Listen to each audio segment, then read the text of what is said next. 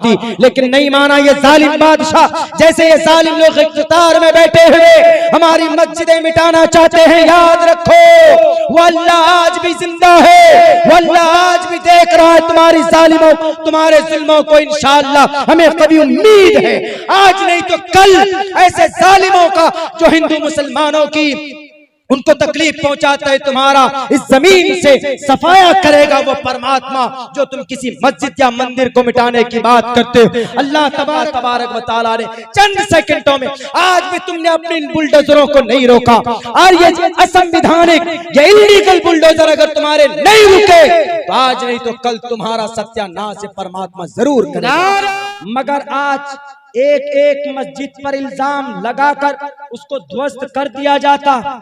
ज्ञानवापी मस्जिद अभी एक दो रोज के अंदर बहुत बड़ा बर्निंग इशू बनाया गया, बहुत बड़ा इशू बना दिया गया। ज्ञानवापी मस्जिद काशी विश्वनाथ की मंदिर, विश्वनाथ भोले विश्वनाथ की अन्नपूर्णा देवी अन्नपूर्णा माता की सरजमीन, वहां पर एक तरफ विश्वनाथ की मंदिर, ऐसे विश्वनाथ की मंदिर, इधर ज्ञानवापी मस्जिद, गेट दोनों के आमने सामने, लेकिन मस्जिद को घेर दिया गया लोहे से, लोहे के ग्रिल से घेर दिया गया। यह मस्जिद कब बनाई गई? इस मस्जिद का निर्माण 1585 में अकबर बादशाह ने कराया था। मस्जिद को अकबर बादशाह ने बनाया और उनके साथ साथ विश्वनाथ की मंदिर को भी अकबर ने बनाया, दोनों को एक साथ बनाया था 1585 में। अपने आप नहीं बनाया था बल्कि राजा टूडरमल उन्होंने दुनिया के ज्ञानी नारायण भट्ट के सहायता से मंदिर को भी मस्जिद को भी बनाया था। यानी आदेश तो अकबर बादशाह का था, लेकिन बनाने वाले राजा टूडरमल और नारायण भट्ट दोनों ने मिलकर मस्जिद भी बनाई और मंदिर भी बनाई, क्योंकि अकबर ओपन जहन का था, वो एक नई शरीयत लाना चाहता था। उस शरीयत का नाम दीन इलाही था, यानी हिंदू मुस्लिम सबके सब बराबर, जो जिधर इबादत करना चाहे। हालांकि ये कॉन्सेप्ट तो पहले से ही है कि जो जिधर इबादत करना चाहे आजाद है, लेकिन समझाने की कोशिश की जाए। लेकिन अकबर ओपन जहन का था, उन्होंने कहा कि मुसलमानों के लिए मस्जिद बनाओ और हिंदू की पूजा के लिए मंदिर बनाओ। 1585 में तब से लेकर आज तक वो मस्जिद मंदिर है, ज्ञानवापी जामे मस्जिद, और उधर विश्वनाथ की मंदिर। अभी 4-5 रोज पहले प्राइम मिनिस्टर साहब का वहां पर भाषण होता, कुछ दिन के फौरन बाद बनारस के वहां के डिस्ट्रिक्ट कोर्ट के अंदर केस ओपन होता। केस कब का वाकया? अभी केस ओपन हुआ, एक मसला सामने है, समझ में नहीं आती। देश कब आजाद हुआ? 15 अगस्त 1947। उससे पहले तो बहुत सारी जमीन हिंदू का मुसलमानों का हिंदुओं ने कब्जा किया। क्या सब लोग आज कॉपी कलम लेकर पहुंच जाएंगे, अपने पेपर लेकर पहुंच जाएंगे कि सर ये जमीन हमारी, ये देखो पेपर? नहीं मानी जाएगी। इसलिए कि 18 सितंबर 1991 में संसद के अंदर ये बिल पास हुआ था, ये कानून बना था कि 15 अगस्त 1947 से पहले का कोई भी मामला अगर लेकर आज के 15 अगस्त के बाद कोई कोर्ट में आएगा तो नहीं सुनवाई होगी। अगर किसी मंदिर को मस्जिद या मस्जिद को मंदिर बनाने की बात कही जाएगी कोर्ट में, जो भी एप्लीकेंट होगा, जो भी दरखास्त देने वाला होगा, उसको 1 से 3 साल की सजा हो सकती। आप कहेंगे कि बाबरी मस्जिद का क्यों हुआ? फिर तो बाबरी मस्जिद का मामला इसीलिए हुआ क्योंकि आजादी से पहले उसका झगड़ा अंग्रेज की अदालत में लंबित था, इसीलिए उसको आजादी के बाद भी उसको सुना गया। लेकिन अब कोई मामला नहीं सुना जाएगा। क्यों नहीं सुना जाएगा? इसलिए नहीं सुना जाएगा कि 1991 में बनारस के हाई कोर्ट ने, वहां के डिस्ट्रिक्ट कोर्ट ने यह फैसला दिया ज्ञानवापी मस्जिद के लिए कि यह मस्जिद का वजूद 1883-84 के राजस्वी जो पेपर हैं उनके पास पेपर में लिखा हुआ है कि ज्ञानवापी मस्जिद जामे मस्जिद है, इसमें नमाज होती है। कोरोना काल में भी नमाज हुई है, पहले भी नमाज होती थी। वहां पर किसी का कब्र था, उर्स करते थे। उर्स अगरचे इस्लाम में जायज नहीं है, लेकिन बैरकैफ इतना तो जरूर है कि मस्जिद का जिक्र जरूर है। जब 1883-84 के पेपर में जब मस्जिद मौजूद है, आज इन लुटेरों को, इन गुंडों को कौन बताए कि आप अपने ताकत के बलबूते पर आज ने आपने डिस्ट्रिक्ट मजिस्ट्रेट को भेजकर वीडियोग्राफी की कि सर यहां से कीजिए, और इल्जाम क्या लगा कि इस ज्ञानवापी मस्जिद को अकबर बादशाह ने, औरंगजेब बादशाह ने मंदिर को तोड़कर नीचे कुआं है, उस कुएं में शिवलिंग है, उस शिवलिंग और कुआं को तोड़कर उसके ऊपर मस्जिद बनाई। जबकि ये कॉन्सेप्ट और ये भरम गलत है। उस मस्जिद के आज के मुतवल्ली ने कहा, जिनका नाम सैयद यासीन है, उन्होंने कहा कि सन 2010 में उस मस्जिद की हमने सफाई की। मस्जिद के नीचे जो कुआं है, उस कुआं को हमने सफा किया, साफ किया, तो कहीं पर शिव जी का लिंग हमको नहीं मिला। ए बहरूपिये, इस तरह के अफवाह फैलाने वालों के हाथ में हथकड़ी लगनी चाहिए। हम सुप्रीम कोर्ट से ये बात कहेंगे, अफवाहों के ऊपर रोक लगना चाहिए। इन बुलडोजर बाबाओं के हाथ में भी हथकड़ी लगनी चाहिए। अगर कोई इलीगल कंस्ट्रक्शन है तो 15 दिन के लिए उनको नोटिस दीजिए और उनको कहिए कि कोर्ट के ऊपर इसका जवाब सबमिट करो। अगर कोई नहीं करता है तब आप उसके ऊपर बुलडोजर चला दीजिए। नारे तकबीर, नारे तकबीर। हजरत मौलाना अब्दुल्ला सालिम चतुर्वेदी कासिमी। मेरे साथियों, ये माइक आपका बहुत खतरनाक है। इतने पैसे खर्च किए लेकिन माइक आवाज को बैठा देती। कुछ तो चूक हो गई, कोई बात नहीं, हो जाता है। चूंकि बोलने का मसला रहता है, माइक सही ना हो ये आवाज यहां से बैठ जाती है। और सबसे ज्यादा एनर्जी लॉस कहां पे होता है? माइक पे बोलने पे होता है। तो बहरकैफ आइंदा इस बात का ख्याल रखा जाए। बहुत ही मशहूर और बहुत ही अच्छा प्रोग्राम आप लोगों का ये रहा। दो बातें सामने आई, एक अजान की और एक मस्जिद की। आप लोगों के सामने मस्जिदें तोड़ रहे हैं, तोड़ने दीजिए। मस्जिदें तोड़ने वाले बहुत पैदा हो गए, तोड़ो मस्जिद आप, अल्लाह मौजूद। एक मस्जिद और तोड़ने की बात थी, कौन सी? जो दुनिया की सबसे बड़ी मस्जिद थी। कौन सी मस्जिद है हाजी साहब? काबतुल्लाह। उसको भी तोड़ने के लिए आया था ना अबरहा, उसका नाम अबरहा, शाह मलिक अबरहा आया था तोड़ने के लिए उस मस्जिद को। देखिए इस देश के अंदर इतनी खूबसूरती है। हमारे हिंदू भाई सुबह भजन पढ़ते हैं, मुसलमान कुरान पर ताज़ान देता, कोई शक नहीं, इतना प्यार, इतना खूबसूरत माहौल। लेकिन कुछ लोगों के पेट पे ना मालूम गैस का दर्द होता है कि राजनीति का दर्द होता है। गैस का दर्द हो तो पेंटोप ले लीजिए, फूड पॉइजन हो तो इंजेक्शन दे दीजिए, लेकिन राजनीति का दर्द है तो कौन सा इंजेक्शन लगेगा वो तो पता नहीं, वो वोट का इंजेक्शन लगेगा, वही दर्द होने लगता।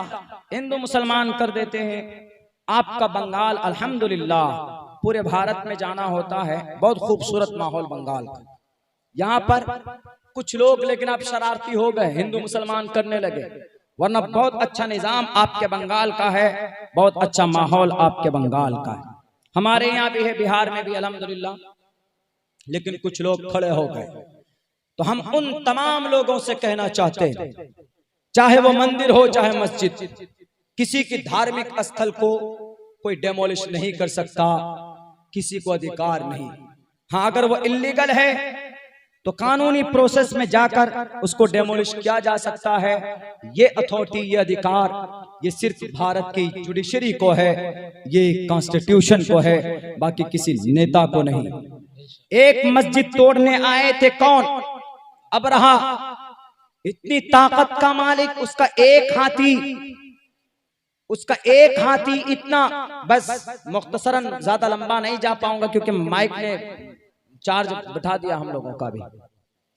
एक हाथी इतना मजबूत, ताकतवर, मेरे ख्याल से कहा गया है कि उसके ऊपर 5 टन भी लाद दिया जाए लेकर चलता था। 13 हाथी, 300 घोड़े, कई हजार फौजियों को लेकर काबतुल्लाह, जिसको हम लोग शहर मक्का के अंदर देखते हैं काबतुल्लाह, उस काले से घर को काबतुल्लाह, अल्लाह बैतुल्लाह कहा जाता है, अल्लाह का घर। और जहां है जिस शहर में उस शहर को मक्का कहा जाता है। बहुत से लोग उसी को मक्का बोल देते हैं, उसी काबतुल्लाह को बैतुल्लाह को मक्का बोल देते हैं। मक्का उस शहर का नाम है और काबा उस जगह का नाम, बैतुल्लाह जिसका तवाफ करते हैं। उसको तोड़ने के लिए चला। क्यों तोड़ने के लिए चला था? क्योंकि पहले से ही उसका तवाफ, हजरत आदम के जमाने से उसका हज, उसका तवाफ होता था। जमाने जाहिलियत में भी मुशरिकीन करते थे, उसको तवाफ करते थे, हज करते थे। एक शाहे हबश,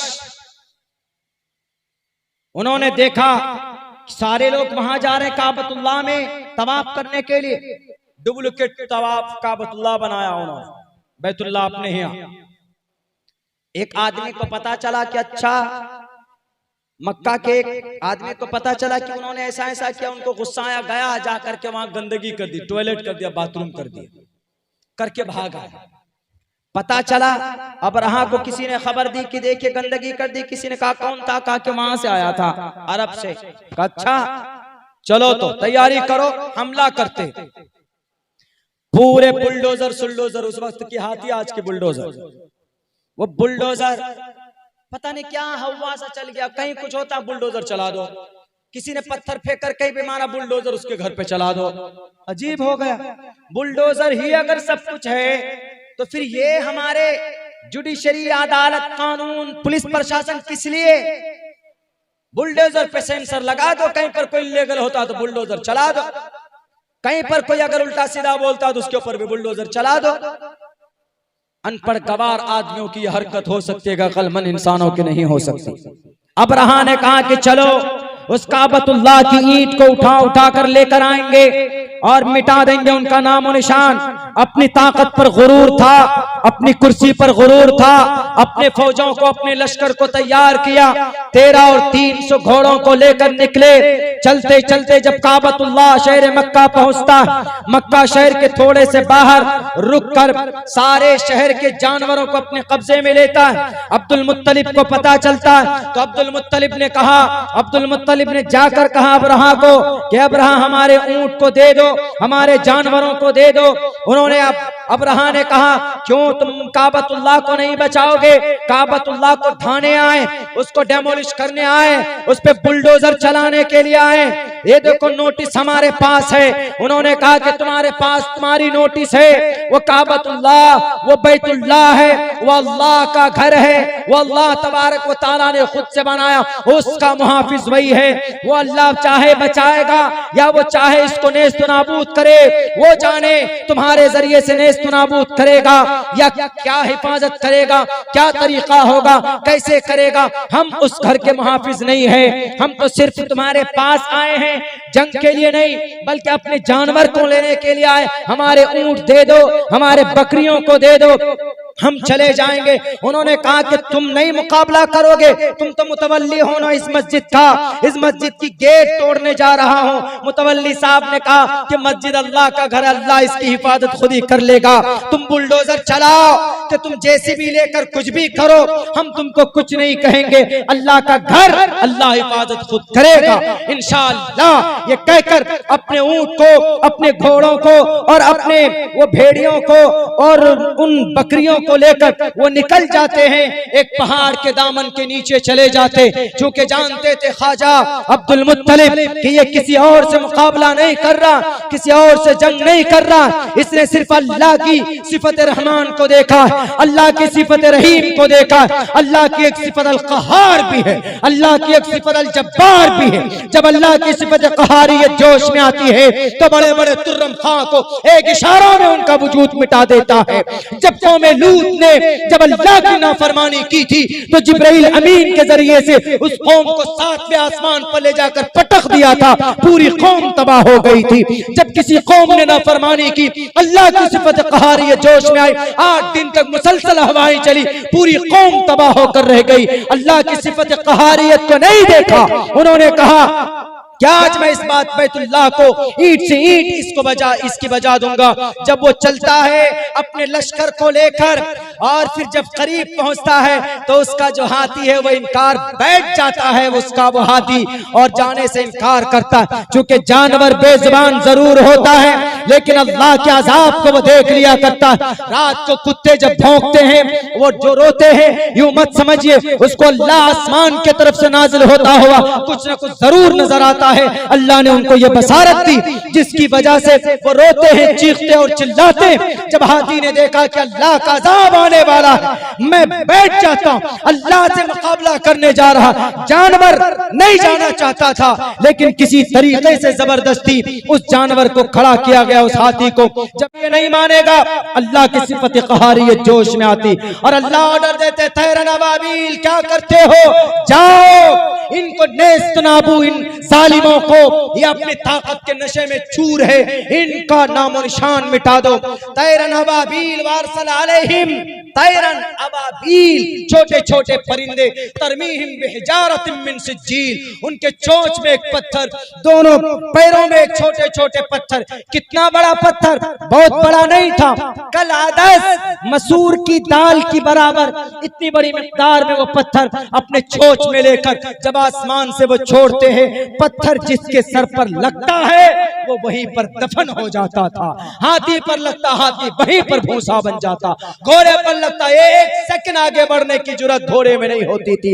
इसी कल आदस को देखकर दुनिया वालों ने आज गोलियां बनाई। हमारी इसी कुरान से साइंस का भी इजाद हुआ है। पूरी कौम को, पूरी जंग को, पूरी लश्कर को फजालहुम कासिम माकूल